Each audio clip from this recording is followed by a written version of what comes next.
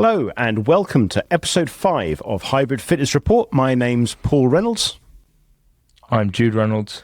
And this week our main focus will be the final European qualifying event for the DEKA Fit World Championships. That happened and is happening in Derby in England, as well as a discussion about our weekend workouts. But first, a week in review as the new Hyrox season gathered pace in Perth. Jude, how was that event?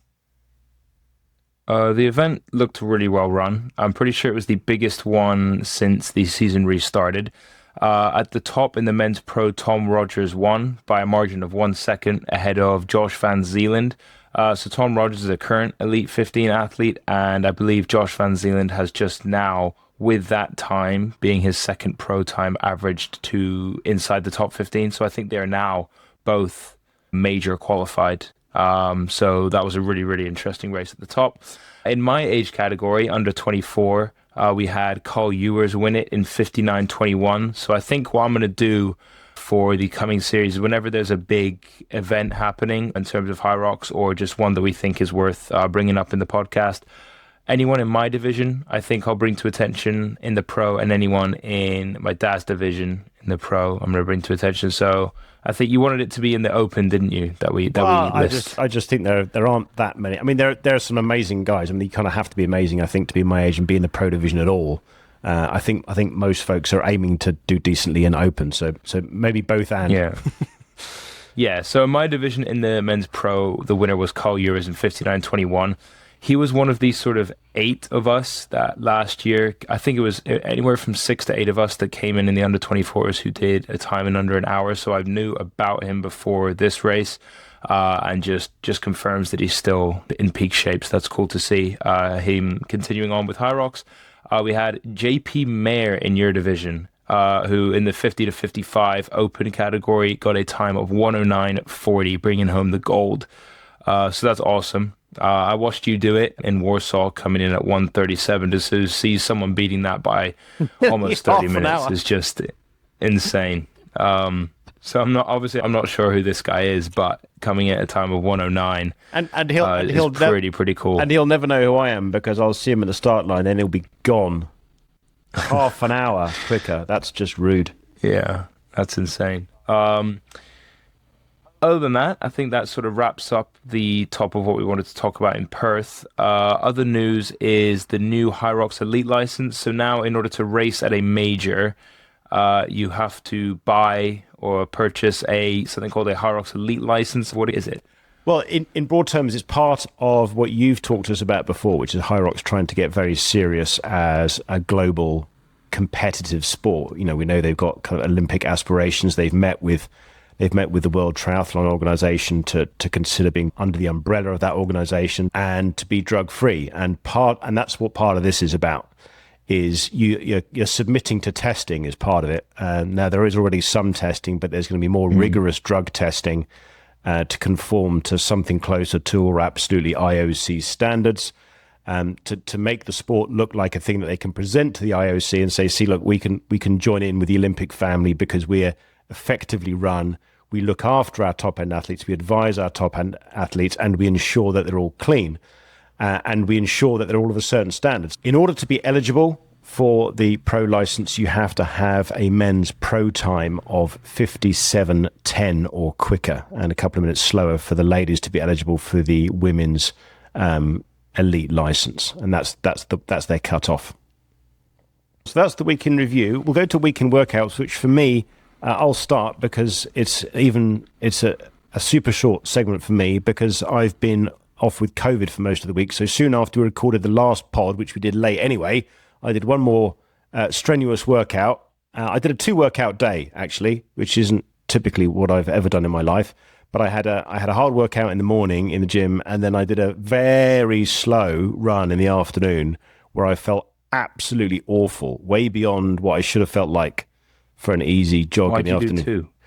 I just needed to get something else done. It was a hard but short workout in the morning, and I had plenty of energy left, and I wanted to do something else, but I felt awful, and by the following morning, I had what felt like COVID. And I've had that most of the week. So I'm hoping tomorrow. You messaged me that you were thinking that you had it, but you never told me that you had it. Had you tested positive? I haven't tested positive for it, but I've only had it, I think, once before. It could just be a bad cold or the flu, but the type of things that I've felt like have felt COVID-y, and I've just, I even asked ChatGPT when I was.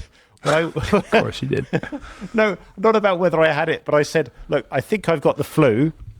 If I can work out, is it okay if I work out anyway, even if I feel like I got the flu? Because I'm going, hang on a second, didn't Michael Jordan win a championship game when he shot 45 points when he had the rampaging flu? I thought, well, if Michael Jordan can do it, then surely it'll be fine for me. But I better check with the Dr. ChatGPT. And Dr. ChatGPT said, well, I have a couple of reasons not to do that. First reason is heavy workouts put your body under stress, which means it's not fighting the infection, it's just in recovery. So your recovery will get slower. So the second is your heart might have a major rebellion against you because it massively taxes your heart when you exercise on top of the flu. And that's when I thought, you know what? A longer recovery I didn't really care about. But a cardiac episode. Being a massive hypochondriac, I'm assuming you didn't do anything. Being a club standard hypochondriac, maybe not an international standard hypochondriac, I thought if Dr. ChatGPT thinks I might ruin my heart by working out, I'll probably skip it. So I skipped it. Didn't Noah Lyles come second in the World Championship with claiming to have COVID or something like that in the 200? Was it the Olympics? Yeah, he came second. Yeah. If he doesn't, yes, he didn't win, and then he said, "Oh yeah, by the way, I've got COVID." And I'm like, okay, he won the 100, I think, and then came second in the 200, which was meant to be his better race. That's right. And then said he had COVID or something. Yeah, bless him. Yeah. So what about? I assume you didn't do much more than we did during the week, did you? You were having a bit of a taper week. So my volume was reduced. So I was tapering for the event that I did. Spoiler, DEKA. Tapering for that, meaning the amount of training I was doing, the hours of training I was doing was reduced, but the intensity that I was doing was maintained / increased. So I had a few more short, high intensity zone 4 or 5 workouts and less zone 2, 60 to 90 minute runs or stuff like that, just to allow my body to be in as good a shape as it could be with as much energy as I could bring to the start line. So a lot of the workouts included more DEKA specific movements than they normally would. So I had a few, as I mentioned previously on the podcast, more box step overs. So I had some workouts that included 8 to 10 reps of those, for example, in and amongst 2 other movements with a rest after with multiple rounds for time, meaning I could do a lot of reps, but also at a very quick pace due to the rest that I was given.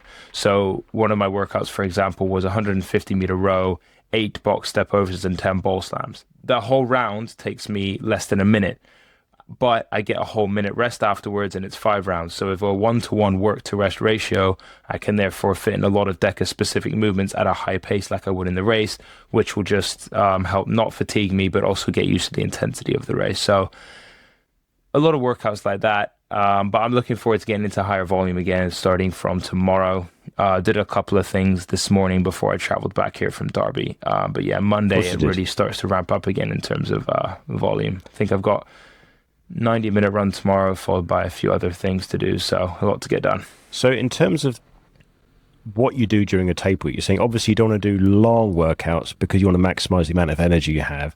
Presumably these short workouts aren't making you fitter or better in any general sense. What are you hoping to achieve with the short, intense workout literally 3-4 days before an event? Yeah, so there's nothing you can really do aerobically in a week to get substantially fitter in a way that'll drastically reduce the time of your race. But it's just a word that they use a lot is sharpen. So for me, I found that workout that I mentioned really helpful because although it wouldn't have increased my fitness, it just gave me, someone who's relatively new to the DEKA movements, a lot of exposure to it. And so for me, going from almost none to a workout dedicated around a specific DEKA movement, it's just increased movement exposure, which is going to make you a lot more efficient in it. Now, if I was practicing DEKA movements all my life and I had a workout like that, it wouldn't benefit me as much. But just because I'm so new, the benefits I can gain from a workout like that with such skill-specific movements is going to be really high. Anything to expose me to that type of skill that I have very little experience with is going to help at the end of the day. Cool. Okay. So and yeah, another reason that was one of our workouts was because that was one of the stations that I fell way behind at in Worlds last year. So he came into the box step overs, and Alexander Golik, the guy that came second to me, beat me out of that station by about 20 seconds, which for 20 reps of box step overs is a lot of time. But because I didn't know, I wasn't proficient in the movement, I didn't understand how to do it quickly. Doesn't matter about my fitness. He had better technique, and so he left 20 seconds ahead of me, which was huge. So I needed to nail that for this race, which I feel like I did. And he'd won the previous 2 under-24 World Championships before that. And I remember watching both of you during the box step overs and thinking you looked pretty decent doing it. And then I looked at him and I go, oh, okay, that's a completely different level. There's a rhythm and a cadence to it. It's like this flowing motion that he had going over the box, which I'd never seen before, which obviously is what you've now been working on. So the next section is workout of the week. Jude, what do you have for us? So today is a workout taken from the hybrid engine.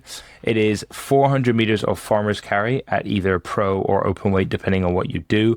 And every time you break within those 400 meters, meaning every time you put the kettlebells or dumbbells down, you have 10 dual either dumbbell or kettlebell deadlifts. So if I'm going through my 400 meters and I have to put them down at 120 meters, there I have to immediately set them down, obviously, and do 10 reps of a deadlift movement with those either dumbbells or kettlebells, pick them up, and then do the further 280 to finish. Okay, so 400 meters farmer's carry with a pair of 32 kilogram dumbbells if you're going with pro weight, and a pair of 24 kilogram kettlebells or dumbbells for the likes of me doing the open weight. Do you have any idea what you or me should be doing time-wise for this? Again, this isn't one that I'm going to put sort of an AMRAP feel to it, so it's not something that we really want to be going all out on. Those workouts have their time and place, like the 500 meter row, for example. I wouldn't really prescribe that unless that was for time. But for this one, it's sort of more of a movement familiarity. Again, getting used to improving some grip strength, just being able to sort of feel out the posture and the cadence you need to hold on your farmer's carry. So for this, I would just have it at about a 7, just a firm 6 or 7 out of 10. And just looking to not reduce the time, but reduce the amount of breaks. So the fewer breaks that you have to take, the better. Okay. So 6 or 7 out of 10 on perceived effort, and in terms of your just trying to put them down. Okay. And I would say if you can do it by putting them down 2 or less, then I think that's a win. Okay. What do you expect to give way for me? When am I going to put them down? Because my hands give out, or my lungs give out, or my legs give out, or what? Because of the RPE being 6 or 7, it's definitely going to be your forearms, because you're not going to be running with them. You're not going to be out of breath. It'll be more your forearms, because you're going to be walking at a decently slow pace. So your forearms, the time of attention is going to be quite high. It's going to be horrible.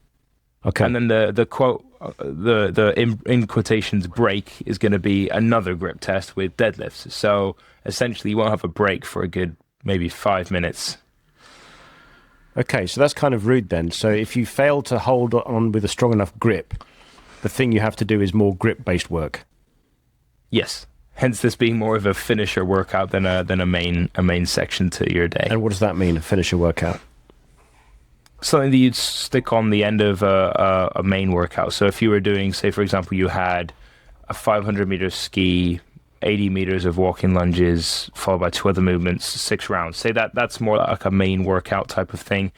If you were to finish that, and that was 40 minutes of work, and you're looking to do maybe 60 minutes of work for the day, you'd have a break, and then you'd go into something like this, which is, again, not meant to be a super long, drawn-out workout, but just something to put on the end to improve your movement efficiency. Cool. Okay, so the 400-meter farmer's carry, let us know how you got on and whether you kept your RPE at 6 to 7, like Jude recommends, or whether it spikes and how many times you had to stop. And I'll probably lie about that, but, depends how it goes. So the main feature this week is a review of what is still going on in Derby for some of the other DEKA events, but thinking about you being there yesterday for the DEKA Fit, which was the final main opportunity for anyone in Europe to qualify for the World Championships in Florida in December. First of all, thinking about the event as a whole, Jude, starting with the venue, how was it? The event seemed really well organized from my experience. Our wave started on time and everything like that. The venue itself was really cool. So we're inside a velodrome. We had cyclists going around the top, around the outside, and we were positioned on the floor on the inside of it. So it was cool for the spectators as well, because if they weren't watching us, they could watch them. And it was just, I'd never been in one before. So for me, it was a new experience. The drawbacks from it, I would say, were twofold, being the fact that there were 3 laps of the course. So DEKA, each run is only 500 meters. And so in events, you would normally see 1, but usually maximum 2 laps to do your 500 meters in, which means less cornering, which means it's quicker than when there are 3. This was the only one that I remember there being 3 of. I don't remember many DEKA events there being 3 laps. So objectively, it's going to slow down your run time, isn't it? Because if I was to tell you to run 500 meters in a straight line, or if I was to tell you to run 500 meters in 3 lap segments, obviously you're going to be quicker running in a straight line, because you don't have to turn, you don't have to brake, you don't have to do anything like that. So immediately you're saying that all the people trying to qualify for the Worlds from Europe have got a fairly major disadvantage now over qualifiers from the various US side events, maybe with 1 or 2 laps. Would that be fair? Yeah. I mean, I'm trying to see a way in which it's completely fair and it makes sense, but I don't. If you're going to give UK 1, maybe 2 chances to qualify for an international world championship event, and the one venue you give them has 3 laps, which automatically takes off seconds and seconds and seconds off of your time. Or adds them. When, for example, adds them when you're trying to qualify for, especially for the elite category, which the margins are at its finest. I don't see how it makes sense. Because if you think every corner I'm having to take wide at the event and cut in, every corner I'm having to slow down to turn around, the flooring's quite slippery. So it's just hard when every corner is going to take 1 to 2 seconds off your time. You've got 4 corners a lap. You've got 3 laps. That's 12 corners every run. You've got 10 runs. That's 120 corners you're having to take, as opposed to someone who's going to take 60 to 30. When fine margins matter, I don't understand how they've sort of come to the conclusion that that's a fair way to qualify someone for the elites. But I mean, the venue is cool. The venue itself was really cool. The time trial process to qualify for the quote unquote Elite 15 in DEKA, in terms of qualifying overseas, seems quite tough. So how did your race get on then? You were in, was it the first wave of the elite section? Who are you lined up with? I was named up with one of the guys that I know through Hyrox, Joe Orr. So he's in my age category. So I was with him. It was cool to see him around the venue and race against him. And also Dave Parkin, who is the Deadly Dozen solos world record holder by, I believe, 5 minutes. Also on the start line was Jay Curtis, the founder of Deadly Dozen, along with a few other great athletes as well. But yeah, those were the 3 sort of main guys that I knew about going into it. Okay, and how was the race? The race, as you might be able to tell from my sort of first bit about the event, didn't exactly meet all of my goals. So I did well overall, but I didn't end up qualifying for the elite time required. I got 32:14, which was 12 seconds slower than I did in World Championships last year. But I felt the race went really well. I paced it well. I think from the start, I kept my heart rate at a manageable BPM, at a manageable level the whole race. At no point did I feel like I was going to have to stop. Am I going to complete it? Am I going to fall off? At no point did that ever run through my head, which was also the case in Warsaw, which was probably the best race that I've ever raced. If I can pace as consistently as that for more races to come, I'd be really happy. It just more also keeps me in a mentally a better place during the race. Like, I'm enjoying it a lot more. The only thing I think would be I could have consistently gone a bit quicker, considering how I felt during the race. At the end, I was completely done. I gave it everything on the burpees at the end.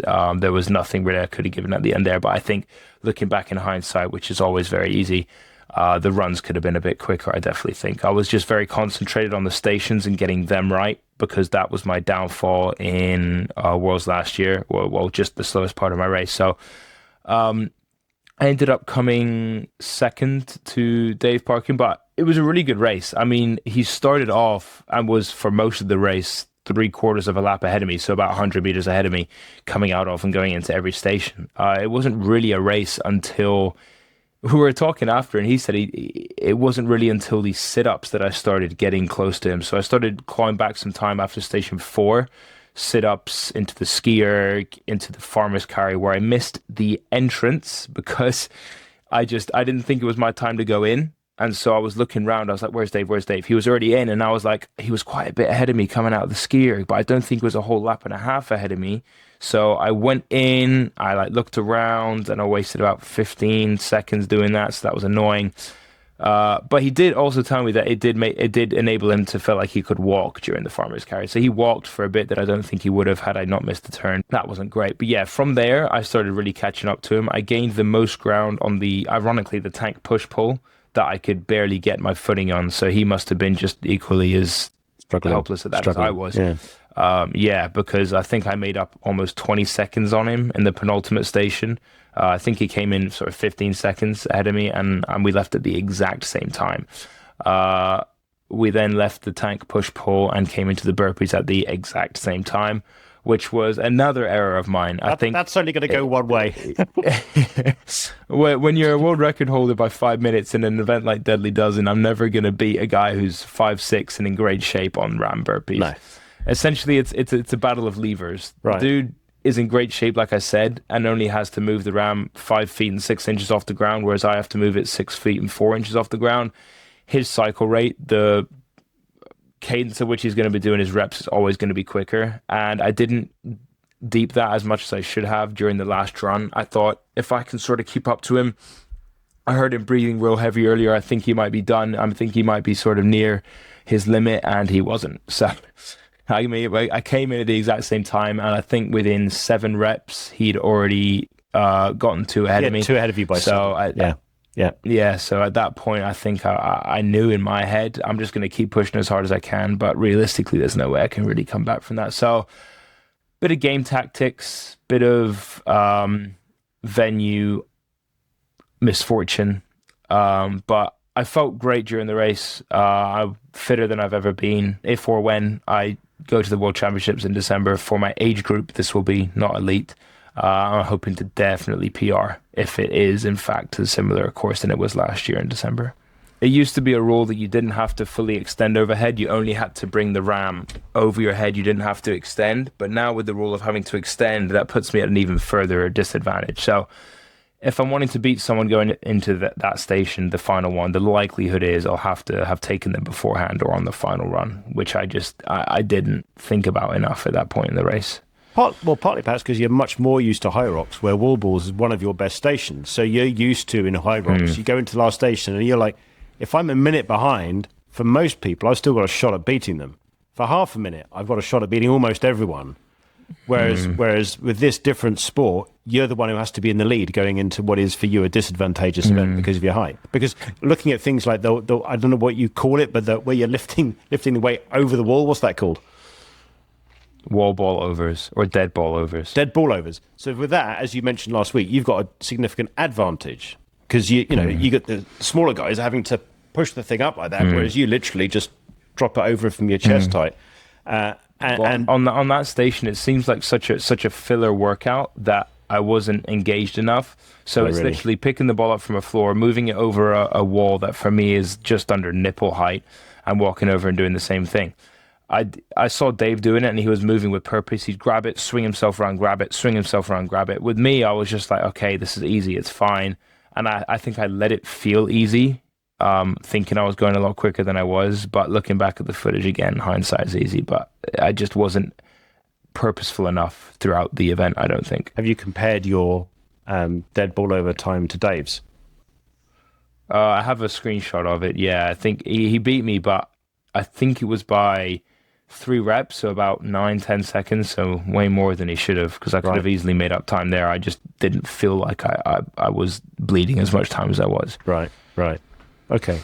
Anything else then about the race itself?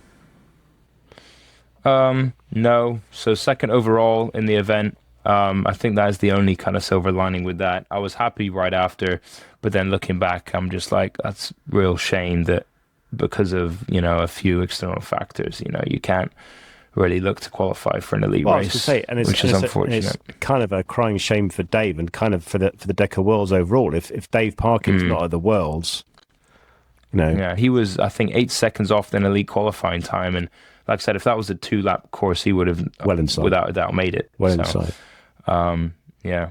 Other than that, Dan Noda, who I know through Hyrox, and Jeremy McConnell, who's quite big within Hyrox, he was the one who got caught up with the whole Hunter McIntyre debacle, won the teams division today, which was the day after I competed, so well done to them. And yeah, that was about it from the DEKA event. With the exception of that other slight wrinkle in your race, right at the end, after the Ram burpees, when you crossed the finish line, and then they said, that's not the finish line, so you rolled a few times, and then, now I've finished. No, that's not the finish line either. So then you got up and you threw yourself out of the third finish line. Well, in Worlds, there was 2 banners. In between the banners was a black line. The banner said finish. So I run over the finish line, and that was the finish line. Right. Here, 2 banners with finish on it, a black line between them, and that's not the finish. So then they point to something that looks like it's right there. So then I throw my right ankle over it with my monitor on it, and they go, no, that's not it. So I have to get up and run and then fall over a third line. We're in the middle of nowhere. So, overall with that, the farmer's carry, the sleds, the 3 laps, I'm complaining, but yeah, I'm complaining really. It was funny footage on the DEKA Europe Instagram feed with you throwing yourself over the third of the 3 finish lines and then sliding across the ground and almost bumping into Dave, who's kind of lying there still in the recovery position or the dead position almost. In a snail trail of my own sweat. Yeah, great. It was lovely. Okay, so that's it for the DEKA Contest East Midlands, which pretty much wraps it up for us this week. We're going to finish with the quote of the week, which is from famed hybrid fitness athlete Arnold Schwarzenegger. Famous, obviously, for his running prowess and his ski my ability. Are crinkled if you're not watching the video. Yeah. He said, the last 3 or 4 reps is what makes the muscle grow. Now, I don't think you're going to argue with it because, he would know. But how useful is that as an overall statement of if you want bigger muscles, then as long as it's the last 3 or 4? Because I've seen on Instagram also someone recently saying, you shouldn't do these kind of 10, 15, 20 rep things. All you're doing is wasting time. You need a heavier weight so you can get to the last 3 or 4 reps sooner. So rather than, say, having 20 pounds on curls and doing 15 of them, get 40 pounds, do 4 curls, because then they'll all be useful. There's no point doing all those other things. I think your addition to the quote is complete nonsense. So that's completely depends on your goal. Right. Yeah, right. It completely depends on your goal. What I think Arnold Schwarzenegger was referring to was within failure. So if you are within 3 or 4 reps, so if you're pushing to yourself close within failure, that's what's going to make the muscle grow, because that's to do with progressive overload, which is gradually forcing your body to adapt to a harder and harder stimulus. Because if your body isn't exposed to a difficult stimulus, there's no need for it to adapt, and so it won't do anything. It won't grow. It won't get stronger. So I think that's just what he means, is pushing yourself close to within failure and not running away from failure, because your maximum capacity is how you gauge your rep scheme, and that's how you know if you're gonna grow from what you're doing. So how do you use that quote to help you in determining what you're doing? How can it affect? What's he warning you against, or what's he trying to help you with when he says that? I think just encouraging you to push closer to your limits, basically. Okay. I think is what it is. In not doing a rep until you find it kind of uncomfortable. It is doing an exercise until you can physically either do no more or are close to tapping out. So when your trainer, in terms of your reps. So when your trainer at the gym goes, just one more, just one more, just one more, it's not necessarily just that they don't like you. It might also be that they believe in what he's saying. He's saying, this is where the gains are. Don't stop now. Yeah. Right. So we're all you members of Stribe who hate me after the session. That's why I always take it as a compliment. Okay, so it's Stribe Gym in Crawley where Jude works, and it's apparently very unpopular because he pushes people too hard, right? So is that what you do? Sometimes. There are only a few people who threw up, so it's decent record. Yeah, okay, cool. Well, thank you very much for that. Next week, we will have our interview with Jay Curtis, founder of Deadly Dozen, and fellow elite DEKA athlete with you yesterday. And in the meantime, have a great week. Let us know how you get on with the workout of the week. I've been Paul Reynolds. I've been Jude Reynolds. Thank you very much, and speak to you soon. Bye-bye. Thank you.